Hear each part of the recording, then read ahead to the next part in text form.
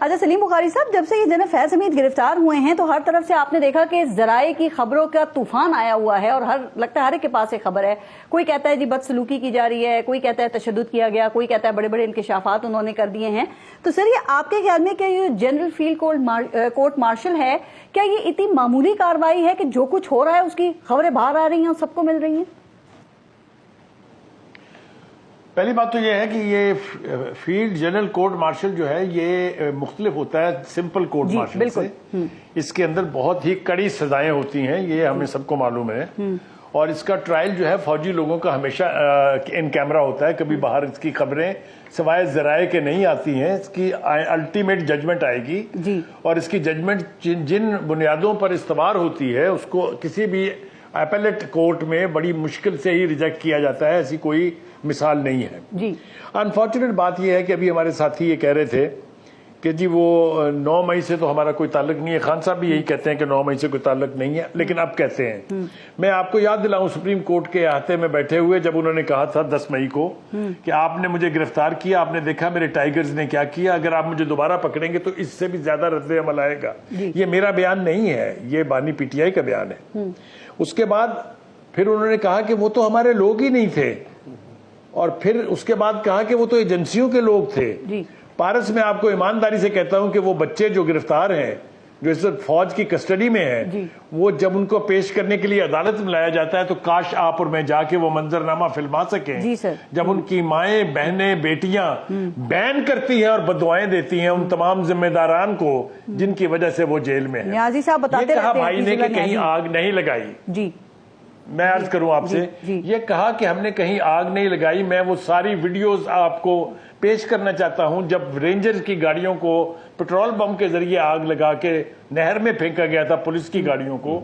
वो मंजरनामा सबके सामने है। उन्होंने कहा कोई दरख्त नहीं जला, कोई एक वो खजूर के जो दरख्त लगे होते हैं पूरी उस बुलेवार्ड के ऊपर, उनमें से एक नहीं बचा, सबको आग लग गई थी। अब अगर ये क्राइटेरियन ये है कि आज जो मर्जी करो और कल उससे मुकर जाओ सिरे से, जो कि यू टर्न की तरफ लेके जाएगी आपको अल्टीमेटली, तो ये तो अलग बात है जी। रियलिटी से आंख चुरानी नहीं चाहिए। अब आ जाए जनाब आप फैज हमीद पर जी सर। लेकिन एक सेकंड, एक मिनट से पहले एक मिनट, आपके पास क्या इत्तलात हैं या आपका तज्जिया क्या है कि जो ये खबरें आपने कहा कि बाहर नहीं निकलती हैं, तो क्या फैज हमीद ने ये सारे इंकशाफात कर दिए होंगे और 9 मई से लिंक भी मिल गया होगा? सर कुछ ऐसा हुआ होगा? वैसे दो पॉसिबिलिटीज हैं।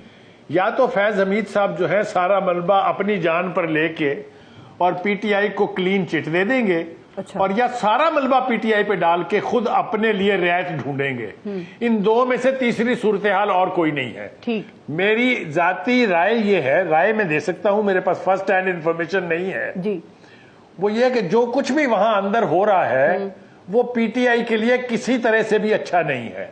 अच्छा, राइट। ये मैं बड़ी जिम्मेदारी से आपको कह रहा हूं, चाहे फैज हमीद साहब को सजा हो, जितनी मर्जी कड़ी सजा हो, लेकिन वो अपने पीछे जो लेगेसी छोड़ेंगे अपने बयानात की सूरत में या अपने इंकशाफात की सूरत में, वो पीटीआई के लिए अच्छा ओमन नहीं है। सर हुकूमती लोग ये दावा कर रहे हैं कि अब मजीद गिरफ्तारियां भी हो सकती हैं, और फैज हमीद ये भी कहा जा रहा है कि एक निजी किस्म की खुफिया एजेंसी चला रहे थे। तो क्या ये इतना पावरफुल नेटवर्क था, इतना बड़ा नेटवर्क था कि जो रियासत है उसको इसके बारे में पता ही नहीं चला, वो बेखबर रही? और सलीम बुखारी साहब, आपने ये कहा कि कोशिश ये हो रही है कि फैज हमीद जो है वो जनाब बाजवा का गिरबान पकड़ के उनको भी अपने साथ घसीट ले।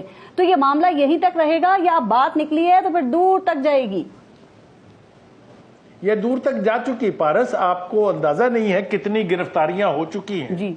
फौज के अंदर कितनी गिरफ्तारियां हो चुकी हैं और कितनी मजीद होने वाली हैं, आपको और मुझे यहां बैठ के अंदाजा नहीं हो सकता।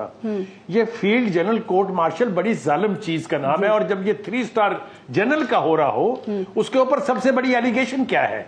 फौज में सबसे बड़ी एलिगेशन उनके ऊपर यह है कि वो एक मतवाजी नेटवर्क, पैरेलल नेटवर्क चला रहे थे आईएसआई की तरह से, और उसमें एक्टिव सर्विस के और रिटायर्ड लोग बहुत ज्यादा थे। उनकी कार्रवाइयों की तरफ अगर मैं जाने लगूं आपको, तो आपको हैरत होगी।